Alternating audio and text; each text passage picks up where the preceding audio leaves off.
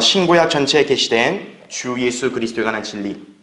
자, 이제 오늘 우리는 다니엘 7장을 한번 살펴보려고 합니다. 7장은 이제 다니엘이 꿈에 환상을 이제 통해서 또 예언적 계시를 받는데 그 환상들에 대한 해석을 해주는 장입니다. 다니엘 7장에는 이 환상들이 세 가지로 구성이 되어 있어요. 먼저 네 짐승들에 관한 환상이 나옵니다. 그 다음에 이제 심판에 관한 환상이 나오고 또 왕국을 받으시는 인자의 환상 등을 다루고 있다 이거죠. 자, 특히 여기서 이제 네 짐승들, 이제 오늘 우리가 이제 살펴볼 이제 환상이 네 짐승들의 환상인데, 장차 이 세상에 나타날 네 왕국들을 상징하고 그 중에서 넷째 짐승이 바로 마지막 때에 일어날 왕이자 왕국이다라는 거죠. 자, 그러면 이제 예수 그리스도와 연관돼서 이게 어떤 진리가 담겨 있는 거냐?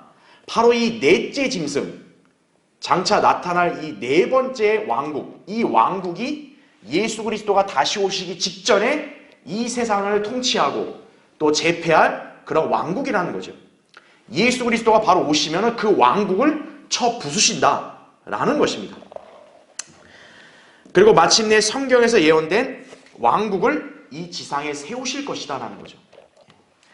자, 또한 다니엘에게 계시된 심판에 관한 환상은 재림 때 있을 민족들의 심판과 천년왕국 이후에 있을 큰 백보자 심판을 동시에 보여주고 있다 이거죠. 물론 이 심판을 집행하시는 분은 바로 주 예수 그리스도라는 거죠. 그러니까 예수 그리스도가 이제 다시 오시게 되면 이제 이 세상에 있는 민족들을 심판하실 뿐만 아니라 이제 천년왕국 지나고 나서 새로운 영원 세대가 도래하기 직전에 최후에 있을 백보자 심판 때도 이 심판을 집행하시는 주시다라는 거죠. 그리고 세 번째 환상에서는 마침내 예수 그리스도께서 왕국을 받으셔서 영원히 통치하실 것이고, 이때 그 왕국을 받는 백성이자 성도가 등장하는데 다름 아닌 유대인들이라는 것입니다. 대다수의 교회들은 성도하면 다 교회 성도들로 이렇게 적용을 시키는데 이거는 교회와 무관하다는 얘기죠. 오늘 이 부분들에 대한 내용들을 우리가 다룰 것인데, 오늘 다 하진 못하고 이제 다음 시간에 걸쳐서 연속적으로 이제 이 7장에 나와 있는 환상들에 대해서 살펴보고, 또 이 환상에서 계시하는 예언들이 모두 예수 그리스도와 연관된 진리의 말씀이다라는 것을 이제 우리가 본격적으로 한번 고찰해 보겠습니다. 자, 첫 번째, 그리스도의 재림 직전에 세계를 제패할 넷째 짐승. 자, 이거부터 한번 보겠습니다. 여러분, 다니엘 7장을 보십시오. 다니엘 7장 거기 1절부터 3절을 보면, 바빌론의 벨사살 왕 원년에 다니엘이 자기 침상에서 한 꿈을 꾸고 머릿속에 환상들을 받고서 그가 그 꿈을 기록하고 그 일들의 실상을 말하니라 하죠. 다니엘이 고하여 말하였더라.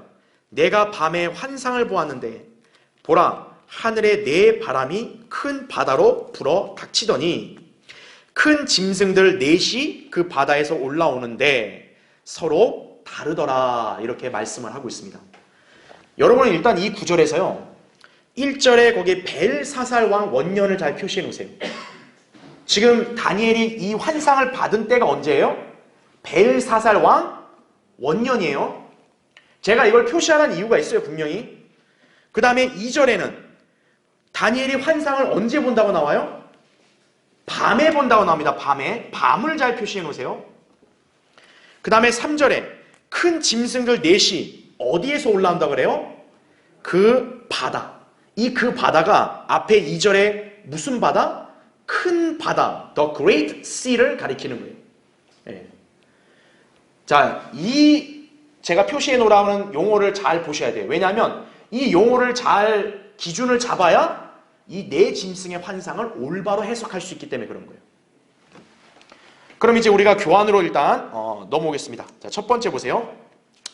우선 다니엘이 꿈에서 본 첫 번째 환상은 큰 바다에서 올라오는 네 짐승들에 관한 것이었다 이거죠. 이 짐승들에 관해서 자, 성경이 친히 해석해 줍니다. 우리 다니엘 2장 볼 때도 다니엘이 느부갓네살의 꿈에 나타난 형상을 묘사하고 그것이 무엇을 의미하는지를 친히 해석을 했죠. 7장도 마찬가지로 네 짐승의 환상을 먼저 얘기하고 그 다음에 그 짐승들이 누구인지를 성경에서 또 해석을 해줘요. 그러니까 다른 사람이 사사로이 해석할 필요 없는 거예요. 성경의 해석을 보면 되는 거예요. 자, 이 네 짐승을 뭐라고 얘기하냐면은 17절에 이렇게 나와요. 이 커다란 네 짐승은 자, 누구라고 나와요? 땅에서 일어날 네 왕이라 이렇게 말하고 있습니다. 그러니까 여기 나온 짐승이 단순히 동물을 가리키는 게 아니라 사람이, 그것도 어떤 사람이요? 왕이라는 거죠. 왕. 각각의 짐승이 왕을 가리켜요. 자, 근데 제가 다니엘 강의할 때 여러분에게 강조했던 게 뭡니까? 성경에서는 왕과 왕국을 동일하게 이렇게 간주해서 보통 혼용한다 그랬죠. 그러니까 왕도 되지만 또 뭐로도 해석할 수 있는 거예요? 왕국으로도 해석할 수도 있다. 이렇게 보시면 돼요. 자, 그러면 이 네 짐승이 자, 어떤 왕이라고 나온 거예요? 땅에서 일어날. 그러면 지금 다니엘이 이 계시를 받았을 때는 이 왕들이 아직 일어선 거예요? 안 일어선 거예요? 안 일어섰다라는 거예요. 다시 말하면 이 네 왕들은 다니엘이 환상을 받고 난 이후에 세워질 왕이자 왕국이다. 이거라는 거예요. 자, 왜 이렇게 제가 강조를 하냐면은 이유가 있어요. 지금 자, 대다수의 이 성경 주석자들은 다니엘의 이 환상을 어떻게 껴맞추고 있냐면, 자, 우리가 다니엘 2장에서는 형상을 어떻게 해석했어요? 금머리, 그쵸? 그 다음에 은 양팔, 그쵸? 그 다음에 노새 넓적다리, 그쵸? 배와 넓적다리, 그 다음에 철로 된 다리, 그쵸? 그리고 마지막에 철과 진흙으로 된 발, 그쵸? 그래서 우리가 금머리가 누구라 그랬어요? 바빌론이라 그랬잖아요. 그렇죠? 은은 페르시아, 그렇죠? 그 다음에 놋은 그리스, 그렇죠? 그 다음에 철은 로마. 마지막에 이제 철과 진흙, 여기서 이제 한참 구분되는 거죠. 이게 바로 적그리스도 왕국이라고 제가 말씀드렸죠.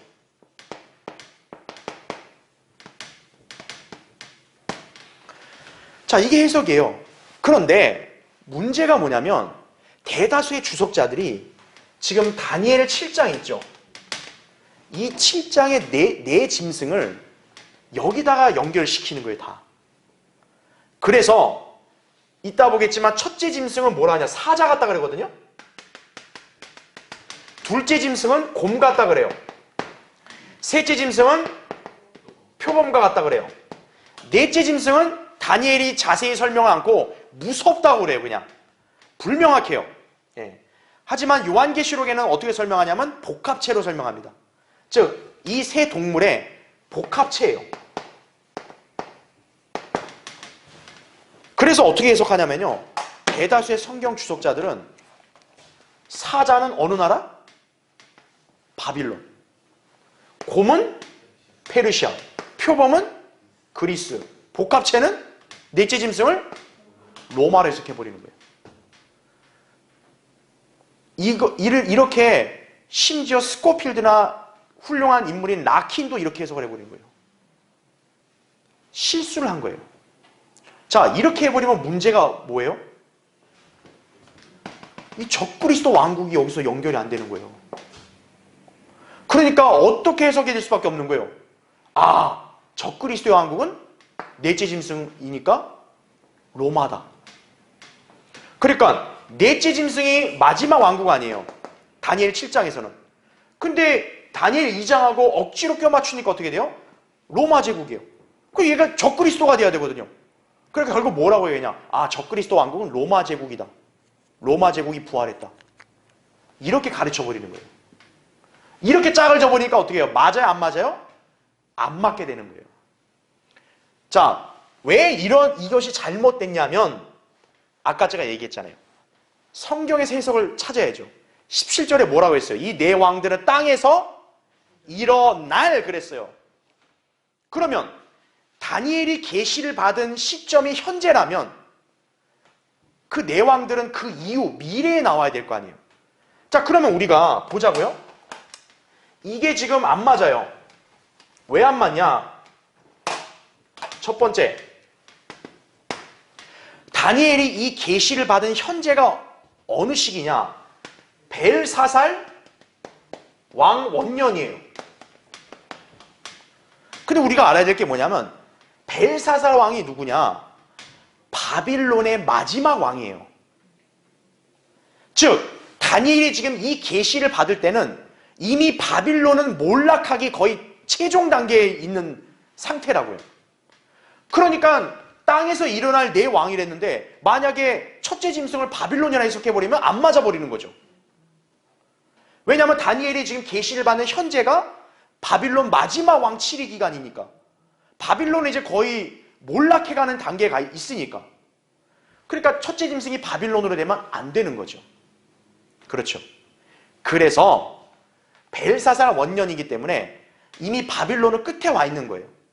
그러니까 다니엘 7장의 내 짐승은 아무리 못해도 바빌론 다음 제국이 돼야 되는 거죠. 다음 제국이. 그래서 우리가 다니엘 2장의 계시랑 맞춘다면 역사적으로 어떻게 돼야 되냐? 내 짐승이잖아요. 아까 짐승을 이렇게 맞췄잖아요. 한 단계씩 내려야 되는 거예요. 그래서 첫째 짐승 사자 있죠. 사자가 누구에게 연결돼야 되는 거예요? 페르시아에게 연결돼야 되는 거예요. 그 다음에 두 번째 곰. 둘째 짐승이 곰이라 했잖아요. 곰은 누구에게 연결되는 거예요? 그리스에게 연결돼야 되는 거예요. 그 다음에 세 번째, 셋째 짐승이 뭐라 그랬어요? 표범. 표범은 누구랑? 로마랑. 자, 이렇게 되면 이제 마지막 넷째 짐승은 적그리스도 왕국과 연결이 되는 거죠. 자, 그러니까 여러분 이제 그 표를 이해하시겠죠, 그렇죠? 그러니까 대다수의 주석가들은 이렇게 해버리니까 적그리스도 왕국에 대한 예언이 해석이 안 돼버리는 거예요. 하지만 우리가 성경을 정확히 자세히 봐서 해석하는 시점 현재가 벨사살, 이미 바빌론 마지막 때니까 미래의 왕국이라면 바빌론 다음의 왕국이 돼야겠죠. 그래서 다니엘 2장의 은으로 된 양팔, 페르시아가 7장에서는 첫째 짐승이 돼야 되는 거예요. 첫 번째가 돼야 되는 거예요. 그리고 곰이 그리스, 표범이 로마, 마지막 넷째 짐승이 바로 적그리스도의 왕국이다. 이렇게 짝을 맞춰야 된다. 이거를 제가 말씀을 드리는 것이에요. 자, 이게 이제 첫 번째 해석이에요. 그런데 여러분이 또 한 가지 봐야 될 게 있어요. 자, 첫 번째는 이 시기가 벨사살 원년이라 그랬어요. 두 번째는 제가 여러분에게 표시해 돌아간 게 뭐였어요? 다니엘이 환상을 본 때가 언제예요? 낮이 아니라 밤이라는 거예요. 밤. 왜 하나님께서 이 환상을 밤에 보여주셨냐? 이 밤이 가리키는 예언적인 시기가 있다는 거죠. 자, 성경에서 밤은 영적으로 어느 시대를 가리킨다고 우리가 배웠어요? 교회 시대를 가리킨다 이렇게 배웠어요. 로마서 13장 12절에 보면 바울이 그러잖아요. 밤이 많이 지났고 낮이 가까웠다 했잖아요. 그러니까 교회 시대를 밤으로 비유하고 우리가 휴거되고 앞으로 주님이 재림하실 때를 아침이라고 얘기한단 말이에요. 교회 시대를 밤으로 가리킨다 이거죠. 자, 그래서 데살로니가전서 5장에도 그렇게 우리를 밤이 많이 지났다 이렇게 나온단 말이에요. 교회 시대는 밤이에요. 바로 뭐냐면 이 7장의 네 짐승은 역사적으로는 페르시아, 그리스, 로마지만 예언적으로는 이 네 짐승이 가리키는 왕국들은 어느 시대에 있을 거라는 거예요? 교회 시대에 있을 거라는 얘기죠. 교회 시대에.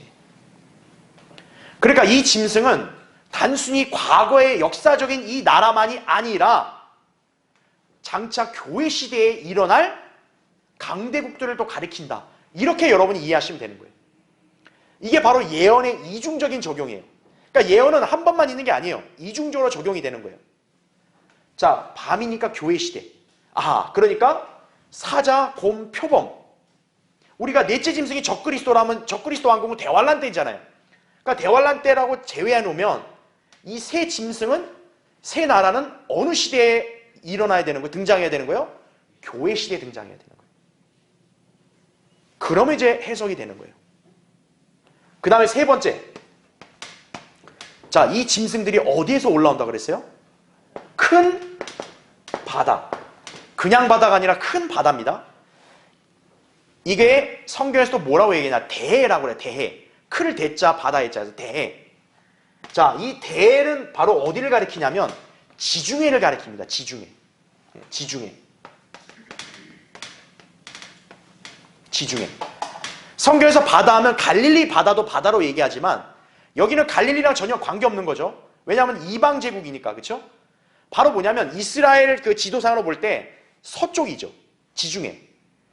이스라엘 그 팔레스타인 땅의 서쪽의 지중해 위에 있는 나라들은 다 유럽이죠. 유럽. 그렇죠. 실제로 그리스, 로마 다 저기서 나왔잖아요. 그렇죠? 지중해 쪽에서. 그래서 우리가 봐야 될 게 뭐냐면 교회 시대의 강대국들이잖아요. 이 세 짐승이. 그런데 이 세 나라가 어디와 연관된 나라들이어야 된다는 거예요? 지중해와 연관된 나라들이어야 된다는 얘기예요. 예. 그러면 이제 여러분이 세 짐승이라는 나라가 우리가 지금 살고 있는 교회 시대까지 어떤 강대국인지를 해석할 수가 있는 거예요. 예. 그렇죠? 자, 그래서 제가 지금 교환에 거기에 이제 그 첫 번째부터 세 번째까지 다 설명한 거예요. 그러니까 여러분 그 1페이지에 맨 밑에 보세요. 그렇다면 이 환상은 단순히 바빌론에 이어서 등장하는 세계 제국들 뿐만 아니라 장차 그 다음 페이지요. 교회 시대의 지중해와 관련하여 세계를 제패할 강대국들을 가리키고 있는 것이다. 그죠? 특히 넷째 짐승이 다니엘 2장의 형상에서 적그리스도와 그의 왕국을 상징하는 10발가락이라고 했을 때 나머지 세 짐승들은 적그리스도의 왕국 직전에 등장하게 될 것임을 알 수 있다라는 거죠. 자, 그러면 여러분은 우리 다니엘 2장을 공부했을 때를 한번 연상해서 이제 예언을 좀 더 세부적으로 맞출 수 있는 거예요. 자, 무슨 말이냐면 다니엘 2장에서는요.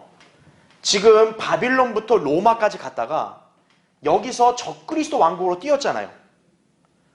지금 보면 예수님의 초림 때는 어느 나라였어요? 로마였다고요. 하지만 재림 직전에 대환란 때는 적그리스도 왕국이란 말이에요. 근데 로마는 지금 이미 오래전에 멸망했어요. 다시 말하면 다니엘 2장에서는 지금 어느 시대가 빠져 있는 거예요? 이 로마와 적그리스도 왕국 사이에 어느 시대? 교회 시대가 빠져 있는 거예요. 그러니까 초림부터 바로 재림으로 건너뛰어 버린단 말이에요. 그러니까 이 사이에 교회 시대가 생략되어 있었던 거예요. 다니엘 2장에서는. 그런데 우리가 다니엘 7장에서는 밤이 교회 시대를 가리키니까 이 세 짐승들은 예언적으로 어디에 들어가면 되는 거예요? 요 사이에 들어가면 되는 거죠. 이해되시죠? 그러니까 다니엘 2장에서 다리 다음에 발로 갈 때 건너뛰었잖아요. 바로 다니엘 7장의 세 짐승들, 네 번째 말고 첫째, 둘째, 셋째 짐승은 로마와 적그리스도 왕국 사이에 등장할 강대국이다 이렇게 볼 수 있는 거죠. 왜냐하면 여기서는 교회 시대가 생략되는데 다니엘 7장에서는 교회 시대를 가리키니까요. 예언적으로.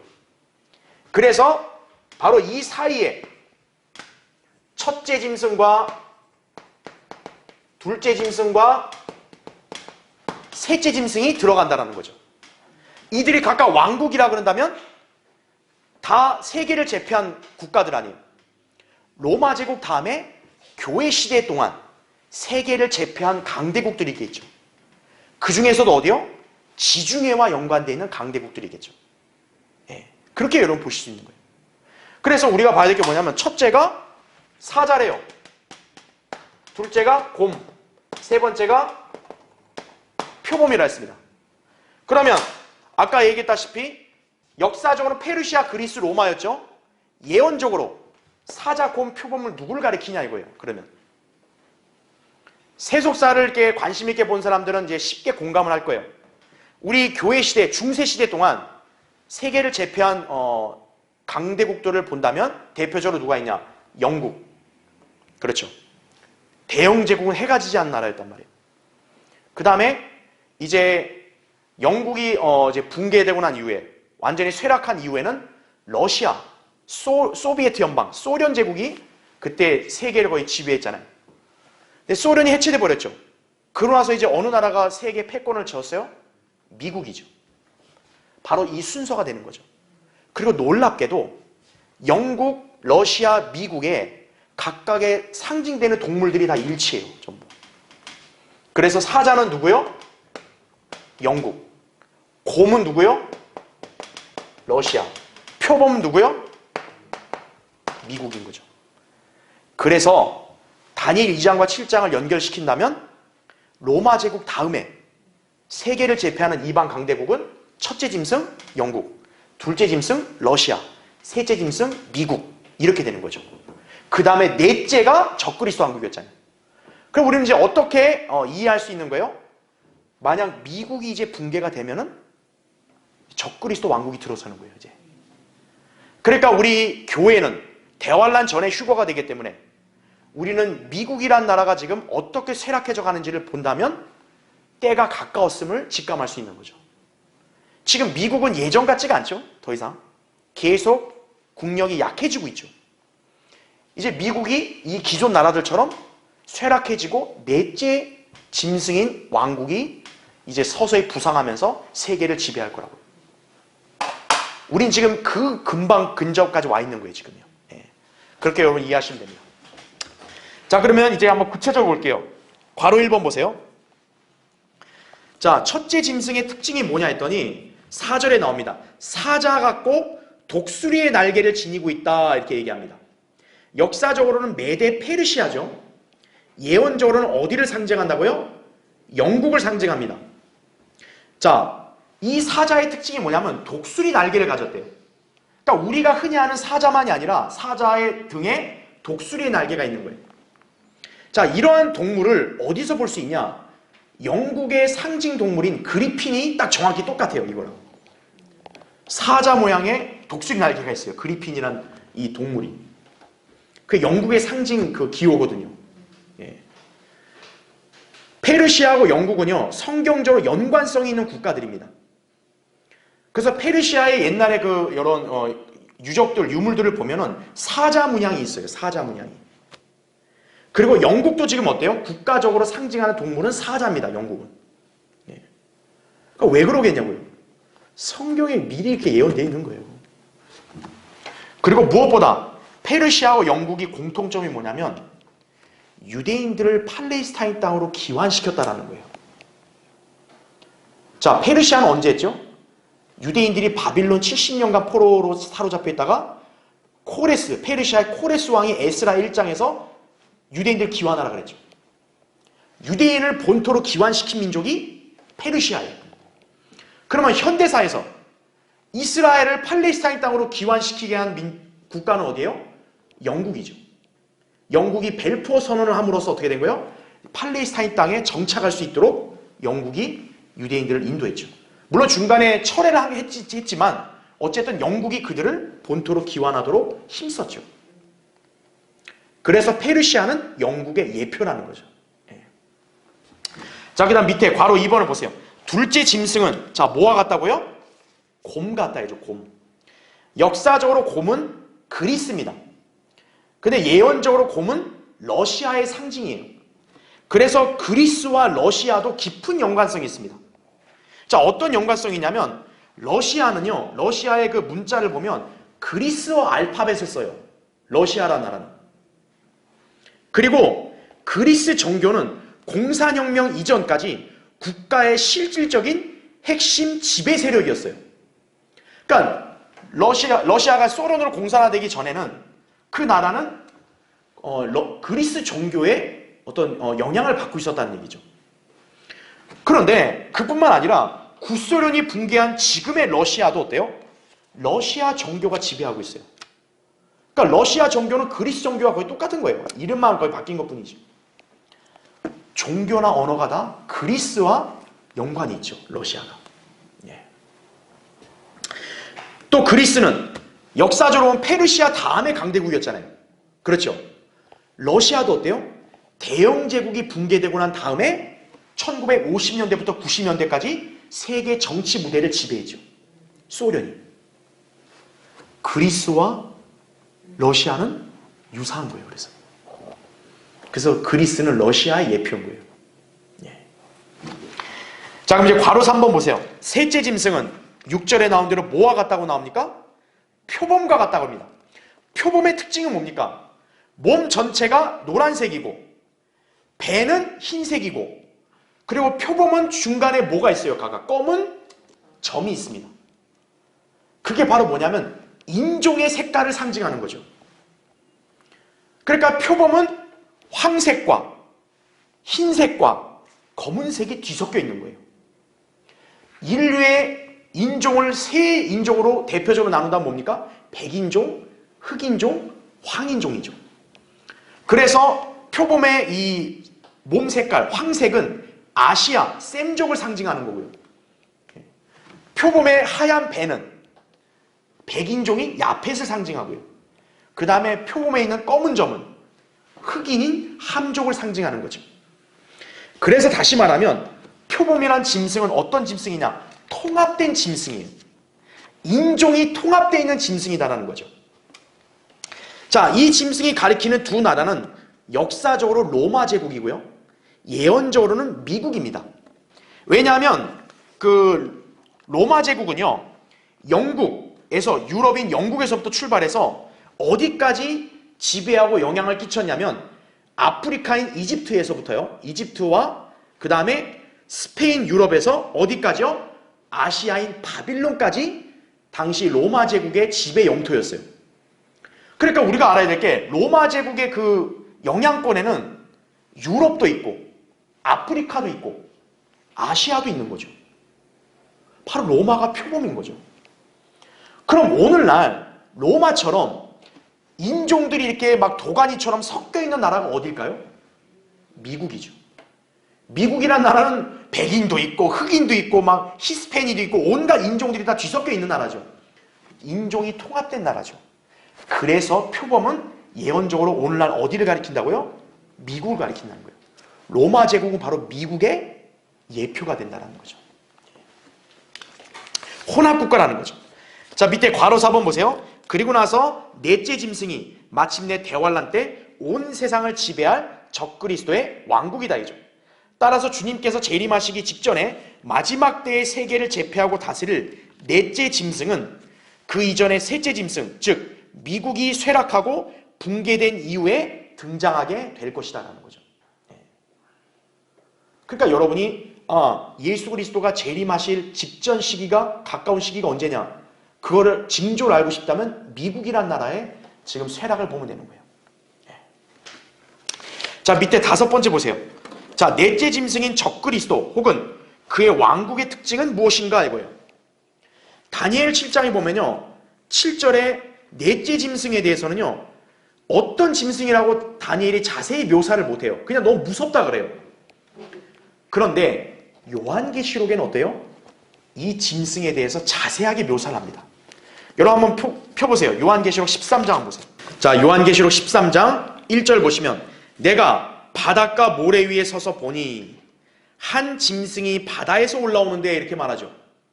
자, 우리 지금 방금 다니엘 7장에도 네 짐승들이 어디에서 올라온다 그래요?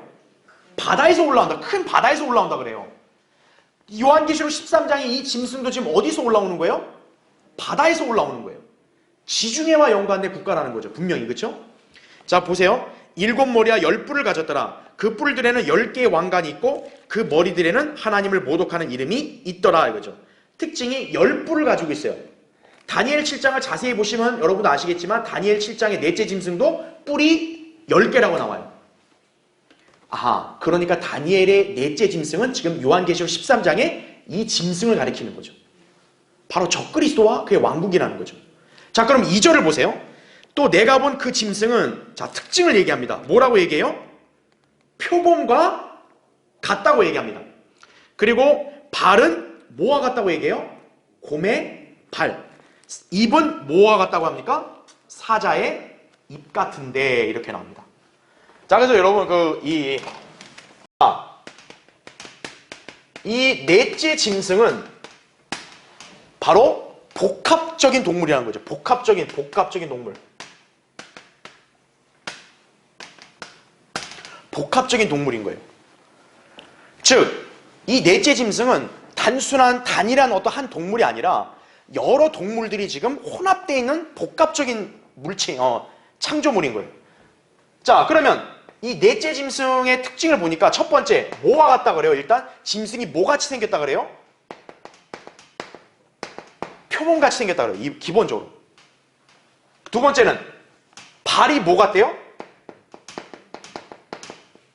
곰의 발. 세 번째는 입은 뭐와 같대요? 사자의 입 같다 그러죠. 그러면 아까 우리가 해석을 했죠. 표범은 어느 나라라 그랬어요? 미국이라 그랬잖아요. 그러니까 장차 이제 이 마지막 때 세계를 제패할 적그리스도의 왕국인 넷째 짐승은 구조가 뭐예요? 표범과 같은, 미국과 같은 구조라는 거죠. 즉 인종 통합이 되어 있는 거예요. 통합과 혼합이 되어 있는 국가예요. 그렇죠? 그 다음에 두 번째, 곰의 발. 아까 곰은 어느 나라라 했어요? 러시아죠. 여러분 발은 무슨 역할이에요? 땅을 밟는 거죠. 내가 발로 땅을 밟으면 정복이죠. 지배죠. 즉 이 넷째 짐승인 적그리스도 왕국의 통치 체제가 뭐라는 거예요? 곰인 러시아의 공산주의 체제라는 거죠. 예. 공산주의, 즉 사회주의 지배 체제를 형성할 거다는 거죠. 그러니까 지금 오늘날도 지금 공산주의가 자꾸 우세를 해가잖아요. 갈수록 사회주의가. 이제 이 시기를 준비해 가는 거예요. 서서히. 세 번째, 사자의 입이라고 했어요. 사자는 어느 나라예요? 영국이죠. 여러분 입에서는 뭐가 나와요? 말이 나오죠. 영국의 언어가 뭡니까? 영어죠. 즉 마지막 때 적그리스도가 세계를 통치하고 지배할 때 세계에서 통용된 언어가 바로 뭐예요? 영어죠. 이거는 진짜 공감하죠. 왜? 오늘날은 영어가 아예 그냥 공용어가 돼버렸잖아요. 지금 영어 배우겠다고 얼마나 난리를 치고 있어요. 영어를 모르면 세계 무역이나 어떤 경제 그런 모든 걸 못해요. 이제는. 바로 마지막 때의 이 왕국의 체제라는 거죠. 이게 특징이. 그 다음 여기서 또 한 가지가 더 있어요. 다니엘 7장에 보면 이 넷째 짐승의 특징이 뭐냐 했더니 철로 된 큰 이빨을 가졌다 그래요. 그럼 여러분 철은 딱 어느 나라 떠올려야 돼요? 우리 다니엘 2장에 철로 된 두 다리가 어느 나라라 그랬어요? 로마라 그랬죠. 바로 이 넷째 짐승 적그리스도의 왕국은 로마 제국적인 속성이 있는 거예요. 그래서 철로 된 큰 이빨이다 보니까 바로 우리가 적그리스도의 왕국의 특징이 뭐예요? 신비의 형태의 바빌론이라 했잖아요. 로마 카톨릭이라 그랬잖아요. 그렇죠? 그러니까 이제 로마 바빌론 제국이 될 거다 이거죠. 장차. 신비의 형태, 종교적인 형태의 로마 바빌론 제국이 될 거다라는 거죠. 그러니까 굉장히 진짜 이성적으로 참 이해하기 어려운 신비의 나라가 될 거라고요. 분명히. 단순한 정치적인 나라만이 아니라 종교의 형태를 가진 나라이기도 하고 또 공산주의식으로 지배를 해서 통치하고 그리고 인종 혼합이 돼 있다 이거예요. 굉장히 복합적인 나라죠. 그래서 이 적그리스도를 가리킬 때 짐승이라 했잖아요. 욥기 40장 15절에서 뭐라고 가리키냐면 비히못이라고 가르쳐요. 비히못. 욥기 40장 15절에 보면 짐승, 적그리스도를 비히못이라고 가리킵니다. 이게 히브리어를 음역한 거거든요. 히브리어에 비히마라는 단어의 복수형이에요. 비히마가 뭐냐면 짐승을 가리키거든요. 그러니까 히브리어로 비히못은 짐승들이라는 뜻이에요.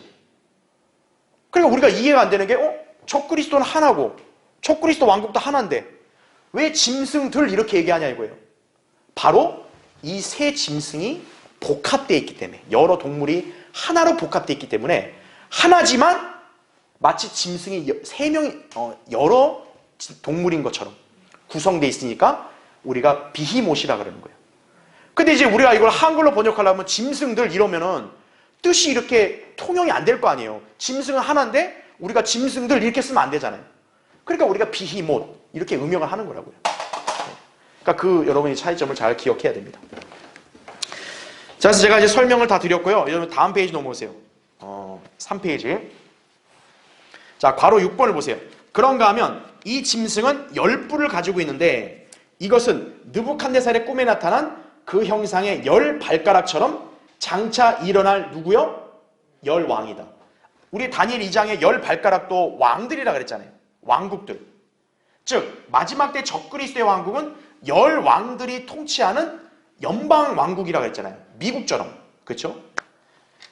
바로 여기 다니엘 7장에서는 10발가락과 똑같이 통용될 수 있도록 10뿔을 얘기하고 있죠. 그러니까 10뿔도 10왕을 가리키는 거죠. 예. 그래서 교회 휴거 이후에 환란 기간에 일어날 10왕은 적그리스도 왕국의 주축이 될 것이다 이거죠. 예. 그러니까 적그리스도 왕국도 역시 지중해에서 올라오니까 지중해와 연관된 유럽 관련된 속성을 가진 왕국일 거다 이거죠. 예. 그러니까 이제 유럽 연합을 많이 본단 말이에요. 유럽 연합이 10개로 재편되든가 아니면 이제 뭐 앞으로 미국이나 이런 나라들이 다 통합이 되든가 어떻게 될지 모르죠 우리가. 그렇죠? 예. 자 이제 교환의 6번째 보세요. 거기 6번째. 한편 넷째 짐승을 상징하는 이 왕국의 왕인 적그리스도의 특징은 10뿔 뒤에 등장하는 뭐라고 나와요? 또 다른 작은 뿔이다. 그리고 여러분 거기 제가 24절 표시해놨죠. 이 왕국에서 나온 10뿔은 장차 일어날 10왕이며, 그러니까 성경을 해석하는 거예요. 그 다음 거기 제가 밑줄 친 거 보세요. 또 하나가 그들 뒤에 일어나리라. 그는 먼저 있던 자들과는 다르며 그가 새 왕들을 복종시킬 것이라 나오죠. 또 우리가 알아야 될 게 뭐냐면, 자 보세요. 넷째 짐승인 적그리스도 왕국에 10뿔이 있어요. 10명의 왕들이자 왕국들이죠. 그런데 적그리스도는 뭐냐면 이 10뿔 중에서도 또 다른 작은 뿔이 나온대요. 그러면서 새 왕들을 복종시킨다고 나오죠. 바로 그 또 다른 작은 뿔이 누굴 가리킨다고요? 적그리스도를 가리킨다는 거죠. 데살로니가서 2장 3절에 따라서 죄의 사람, 곧 멸망의 아들을 가리킨다는 거죠. 그러니까 제가 늘 얘기하잖아요. 적그리스도는 짐승이면서도 사람이다 얘기했죠. 그렇죠? 그래서 우리가 예언을 해석할 때는 왕도 되지만 왕국도 되고 그런 관점에서 우리가 적그리스도를 해석해야 한다 그랬죠. 적그리스도가 짐승을 불리지만 사람이면서도 또 왕국으로도 우리가 해석을 해야 된다는 얘기죠. 그렇죠? 자 밑에 괄호 1번. 그래서 다니엘 7장에 이 또 다른 작은 뿔 적그리스도에 대해서 이런 예언들이 나와요. 괄호 1번 보세요. 환란 시대에 적그리스도는 그의 왕국을 기반으로 하여 온 세상을 집어삼키고 짓밟아서 산산조각을 낼 것이다 이거죠. 23절에 나오죠. 그러니까 이 넷째 짐승이 얼마나 힘이 세고 무서우면 세상을 아예 짓밟아 버리는 거예요. 완전히 휩쓸어 버리는 거죠. 이자의 영향력이 막강한 거죠. 굉장히. 괄호 2번 보세요. 또 다니엘 7장 20절에 따르면 이 뿔은요 눈들이 있고 매우 큰 일을 말하는 입이 있다 그래요. 그러니까 우리가 알아야 될 게 뭐예요? 이 뿔이 단순한 뿔이 아니라는 거예요. 사람이라는 거죠. 눈이 있고 말을 한다 그러잖아요. 자 근데 이자가 어떤 말을 할까요? 25절에 따르면 지극히 높으신 하나님을 대항해서 큰 말을 한다 그랬어요. 쉽게 말하면 뭐예요? 하나님을 대적하는 말을 한다는 거예요. 그자의 입에서 나오는 거는 하나님의 말씀과 전혀 무관하고 완전히 하나님을 모독하는 그런 더러운 불결한 말만 나온다는 얘기죠. 그 다음에 이건 우리가 나중에 보겠지만 11장 36절에 따르면 신들의 하나님을 거슬러서 이상한 일들을 말할 것이다 이거죠. 그러니까 여기에 믿지 않는 그런 자들, 대환란 때 남아있는 믿지 않는 자들이 다 넘어가는 거예요. 전부 다. 그 다음에 괄호 3번 보세요.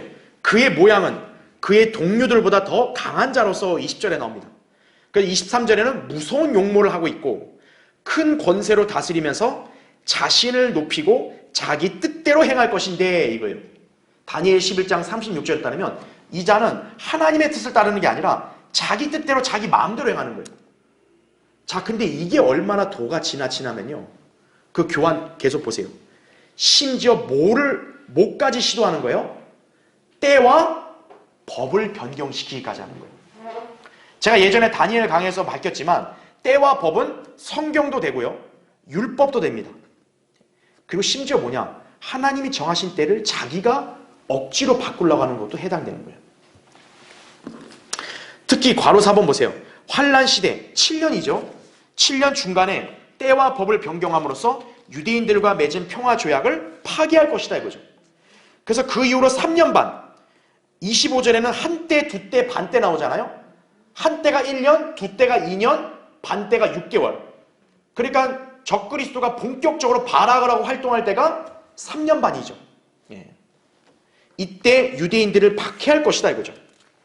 그래서 그 박해가 어느 정도냐면 25절에 따라 지극히 높으신 하나님의 성도들인 그들을 지치게 한다 이거죠. 지치게 한다. 그래서 제가 아까 얘기했잖아요. 이 다니엘 7장에 나오는 성도들이 누구라고요? 유대인 성도들이지 교회랑 무관하다는 거예요. 만약 이걸 교회로 해석해버리면 어떻게 되는 거예요? 교회가 대환란 때 적그리스도에 의해서 박해당한다. 이렇게 돼버리는 거라고요. 해석을 잘해야 된다고.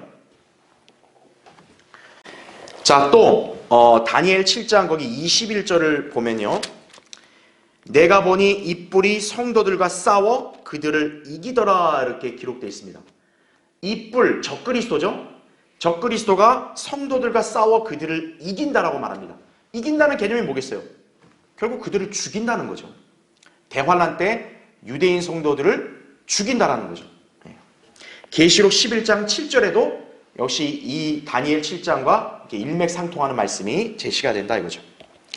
자, 그래서 우리는 이 네 짐승의 환상을 살펴봤고 이 중에서 중요한 짐승이 바로 넷째 짐승이라는 거죠. 이 넷째 짐승이 이제 마지막 때 예수 그리스도가 다시 오시기 직전에 마지막 때에 세상을 제패하고 통치할 적그리스도의 왕국이고 그 왕국을 대표하는 자가 바로 10뿔 뒤에 나타날 또 다른 작은 뿔 적그리스도라는 것을 여기서 알려주고 있는 것입니다. 특히 여러분은 이 작은 뿔을 잘 기억하세요. 왜냐하면 우리가 다음에 이제 8장을 볼 때도 적그리스도에 관한 예언으로 역시 작은 뿔이 또 등장을 합니다. 그러니까 작은 뿔은 적그리스도를 분명히 가리키는 거예요. 다 이렇게 일관성 있게 연결되는 거니까 여러분이 특별히 이 시간을 통해서도 잘 기억해 놓으시면 좋습니다. 자, 그럼 이제 우리의 두 번째 보겠습니다. 넷째 짐승을 멸망시키고 영원한 왕국을 통치하실 예수 그리스도예요. 다니엘 7장 거기 14절을 보면요. 거기에서 그분께 통치권과 영광과 왕국이 주어졌으니 이렇게 나와요. 그러니까 넷째 짐승 이후에 이제 예수 그리스도께 통치권과 영광과 왕국이 주어진다라고 나오는 거고 또 18절에도 보면 그러나 지극히 높으신 분의 성도들이 그 왕국을 얻으리니 영원하고 영원 무궁한 그 왕국을 차지하리라 이렇게 말씀하고 있다죠. 영원하고 영원 무궁한 왕국 이거죠.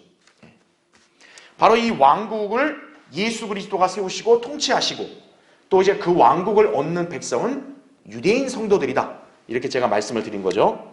자, 이제 교환을 보겠습니다. 첫 번째, 다니엘 2장에서 적그리스도의 왕국을 상징하는 형상의 발은 하늘에서 내려온 돌에 의해 산산이 부수어져 멸망하고 마침내 돌이 태산을 이루어 영원히 서게 된다. 우리 예전에 다니엘 2장에서 이 느부갓네살의 꿈에 나타난 형상이 돌에 의해 박살내는 걸 봤죠, 그렇죠? 예. 그래서 제가 지금 다니엘 2장과 7장이 이렇게 그 계시가 연결된다 그랬잖아요. 그러니까 다니엘 2장에서 적그리스도 왕국에 해당되는 발이 돌에 의해서 처참히 부서졌죠. 마찬가지로 넷째 짐승인 그 왕국도 예수 그리스도가 재림하시면 이제 진멸된다는 거죠. 멸망한다는 사실이죠. 그래서 넷째 짐승과 그 작은 뿔도 결국 예수 그리스도의 재림 때 모두 멸망할 것이다 라는 거죠. 자, 두 번째, 예수 그리스도께서는 마침내 이제 아버지 하나님으로부터 왕국을 받으시게 된다는 거죠. 그래서 순서가 어떻게 되는 거예요? 마지막 때에 이제 적그리스도가 먼저 나타나서 세상을 지배하고 통치하고 있다가 예수 그리스도가 재림하셔서 멸망시키시고 민족들을 심판하시고 그리고 나서 이제 비로소 왕국을 받으셔서 통치하시는 거죠. 그래서 아까 우리 14절 읽었던 대로 거기에서 그분께 통치권과 영광과 왕국이 주어졌으니 이는 모든 백성과 민족들과 언어들로 그분을 섬기게 하려 함이더라 하죠. 그분의 통치권은 사라지지 않을 영원한 통치권이며 그분의 왕국은 멸망하지 않으리라 이렇게 말씀하고 있죠. 그래서 밑에 괄호 1번을 보세요. 본문에서 제시하는 왕국은 어떤 형태로도 영적이거나 상징적인 개념이 아니다라는 것이에요. 대다수의 교회들은 왕국, 나라 하면 죄다 하나님의 나라, 영적인 개념으로 다 적용을 시켜버리는 거예요. 하지만 지금 이 본문에서 나오는 왕국은 결코 영적이거나 상징적인 게 아니라는 거예요. 지금 이 왕국은 바로 메시아이신 예수 그리스도께서 다스리실 문자적인 왕국이다라는 것이에요. 그래서 이사야 9장 7절 거기 제가 교환에 표시해놨죠. 그의 정부와 화평의 증가함이 다윗의 보좌와 그의 왕국 위에 바르게 세워지고 지금부터 영원까지 공의와 정의로 그것을 굳게 세우는데 끝이 없으리라. 만군의 주의 열성이 이것을 실행하시리라 말씀하죠. 지금 보면 다윗의 보좌와 왕국이 세워진다 그러잖아요. 만약에 왕국이 영적이라면 왜 다윗의 보좌라는 그 명칭이 나오냐고요. 다윗의 보좌는 이스라엘 땅의 수도인 예루살렘에 있는 그 왕의 보좌 아니겠어요? 그러니까 이건 영적인 개념이 아니라는 거죠. 그리고 제가 밑줄 친 대로 지금부터 언제까지요? 영원까지 이렇게 나오죠. 영원까지. 바로 이 메시아를 통해서 수립되는 이 왕국을 다니엘 7장에서 지금 계시해주고 있는 거란 얘기죠. 그래서 예수 그리스도가 그 왕국에서 영원토록 통치하신다. 자, 밑에 괄호 2번. 초림 때 그리스도께서는 유대인의 거부로 인해 왕국의 수립을 연기하셨지만 재림 때 마침내 다음 페이지 보세요. 이 세상을 심판하시고 나라들을 이양받아서 그분의 왕국을 세우실 것이다 이거죠. 요한계시록 11장 15절에도 이 세상의 나라들이 우리 주와 그의 그리스도의 왕국들이 되어서 그분이 자 어떻게 통치하신대요? 영원 무궁토록 통치하시리라 말하는 거죠. 지금 세상 나라들 정부는 다 각자 자기들이 권력자들이 이렇게 통치하고 있지만 이제 주님이 재림하시면은 이스라엘만이 아니라 이 세상의 모든 나라들을 주님이 다 접수하시는 거예요. 그리고 그분의 왕국으로 편입시켜서 통치하신다라는 거죠. 근데 이게 어떻게 영적인 하나님의 나라가 되겠냐고 이게. 그렇죠? 자, 바로 3번을 보세요. 적그리스도의 통치와 활동 기간은 한때와 두때와 반때로 정해져 있어요. 다니엘 7장 25절에 적그리스도에게 딱 하나님께서 허락하신 때는 뭐예요? 한때, 두때, 반때. 즉 3년 6개월인 거죠. 이것은 하나님의 권위의 말씀으로 지정된 것이죠. 그러나 적그리스도는 어떻게 하냐? 거기 25절의 중간을 보세요. 때와 법을 변경시키려고 생각할 것이라 이렇게 나옵니다. 즉 하나님의 권위의 말씀으로 적그리스도의 통치 활동은 3년 반으로 못을 박았는데 적그리스도는 스스로 어떻게 생각하냐? 3년 반? 짧다 이거. 나는 그걸 바꾸겠다. 스스로가 그렇게 생각한다는 얘기죠. 즉 그는 자신의 통치 기간을 늘리고 어떻게든 주님의 통치와 왕국의 수립을 방해하려고 대적할 것이다라는 거죠. 그게 계시록 19장 19절에 나오죠. 예수 그리스도가 지상에 그분의 군대들과 재림하시면 적그리스도는 어떻게 하냐? 역시 자기 군대를 거느리고 그분을 대적할 거란 얘기죠. 이제 그분께서 때에 따라서 통치하려고 오시는데 적그리스도가 방해하는 거죠. 어떻게든 자기가 통치하려고 계속. 그게 바로 때와 법을 변경시키려고 생각할 것이라는 거죠. 그러나 주님은 그 군대를 진멸시키고 마침내 천년 왕국을 수립하실 것이다 이거죠. 적그리스도가 변경시키라고 생각하지만 어림도 없는 거죠. 주님께서 예언하신 말씀 그대로 이루어지는 거죠. 자, 괄호 4번. 결국 주님께서는 재림하신 이후부터 영원토록 통치하실 것이다. 물론 이 땅에 천년왕국이 수립된 후에 잠시 이 세상이 멸망할 것이지만 곧 새로운 영원시대가 도래하면서 주님의 통치는 지속될 것이다. 천년왕국과 영원은 분리된 기간이 아니라 이어지는 시대다라는 거예요. 그러니까 주님이 재림하셔서 이 땅을 통치할 때 천년 통치하잖아요. 천년왕국. 그러니까 주님의 통치는 영원한 거 아니잖아요. 그게 아니라 천년왕국과 영원은 이어지기 때문에 주님의 통치는 영원 무궁토록 이어질 것이다 라는 말이죠. 자, 그렇게 보시면 됩니다. 자, 이제 세 번째 보세요. 예수 그리스도께서 적그리스도와 그의 왕국을 물리치시고 나서 영원한 왕국을 수립하면 지극히 높으신 분의 성도들이 그 왕국을 차지하게 될 것이다 이거죠. 이들이 누구냐? 제가 밑줄 친 대로 바로 유대인들이라는 거예요. 유대인들. 자, 괄호 1번 보세요. 다니엘 7장에 언급된 성도들은 어떤 그리스도인들과도 관련이 없어요. 이들은 대환란 기간을 통과하는 택함 받은 자들로서 유대인 환란 성도들이라는 거죠. 마태복음 24장이 올리브산 설교 아니에요. 올리브산 설교가 정확히 대환란을 겨냥하는 예언이거든요. 바로 거기에 어떤 사람들이 등장하냐면 택함 받은 자들이 등장합니다. 그 택함 받은 자들이 바로 유대인들 아니겠어요? 그렇죠? 교회는 적그리스도가 이 세상을 통치할 때는 교회는 없어요. 지상에. 대환란 이전에 휴거가 되어 지상이 없고 대환란을 통과하는 민족은 하나님의 백성인 유대인들이다라는 거죠. 예레미야 30장 7절에 나온 그대로죠. 자, 그 다음에 괄호 2번 보세요. 이 성도들은 적그리스도인 그 뿔과 싸우는 자들이다 라고 했어요. 그래서 계시록 11장 7절에도 보면 이렇게 나오죠. 끝없이 깊은 구렁에서 올라오는 짐승이 그들과 전쟁을 하여 그들을 이기고 또 죽이리라 말합니다.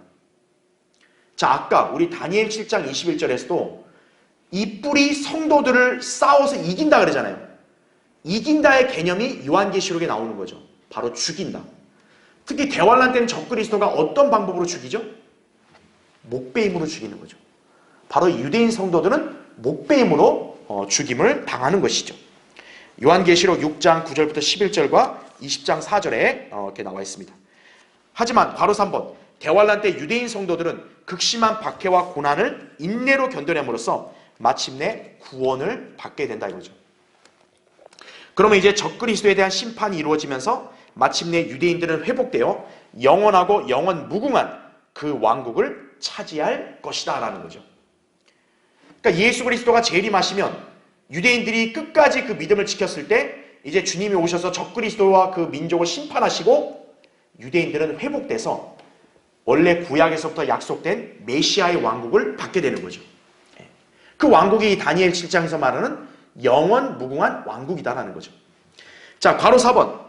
그때가 언제냐?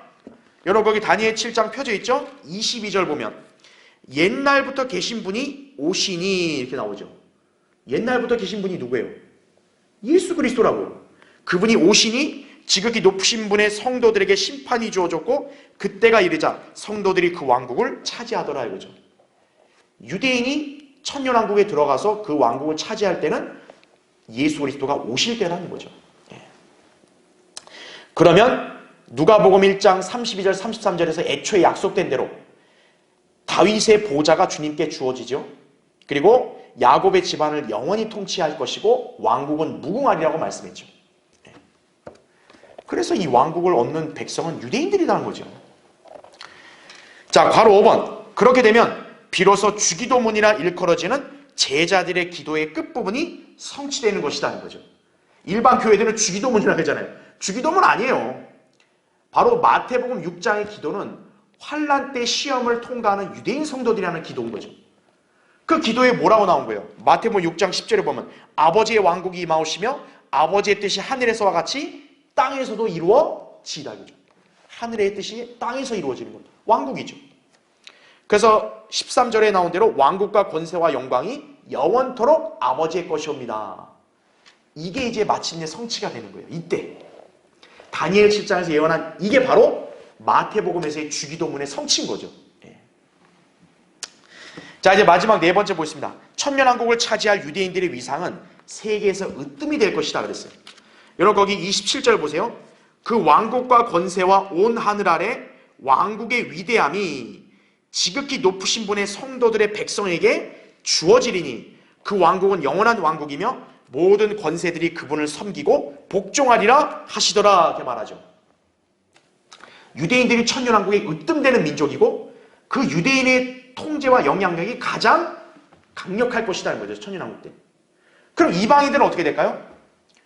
유대인들을 섬기는 위치로 바뀌게 되는 거예요. 지금 이 세상은 어때요? 소위 이방 민족들이 유대인들을 깔보고 조롱하고 심지어 적의를 갖고 대적하잖아요. 하지만 천년왕국 때는 전세가 완전히 뒤바뀌어 버리는 거죠. 유대인이 최강의 으뜸 민족이 되고 이방인들은 그 유대인을 한없이 부럽게 바라보고 섬겨야 되는 것이죠. 심지어는 어떻게 나오냐? 이사야 49장 22, 23절, 60장 10절, 11절, 61장 20절에 따르면 유대인을 이들은 부양을 해야 되는 거예요. 그러니까 유대인을 모든 걸 다 필요한 것들도 챙겨줘야 되는 거예요. 완전히 바뀌어버리는 거죠. 특히 이방인들은 유대인을 통해서 하나님께 나오게 되는 거예요. 지금 이 교회 시대는 누구나 예수 그리스도를 믿음으로 하면 누구나 나아갈 수 있지만 천년왕국 때는 다른 거예요. 천년왕국 때 지상에 왕국으로 유입된 이방인들은 유대인을 통해서만 하나님께 나아갈 수 있는 거예요. 스가랴 8장 23절, 이사야 2장 2절 3절에 나오는 말씀입니다. 바로 하나님의 백성인 유대인들에게는 이것이 약속되어 있는 거예요.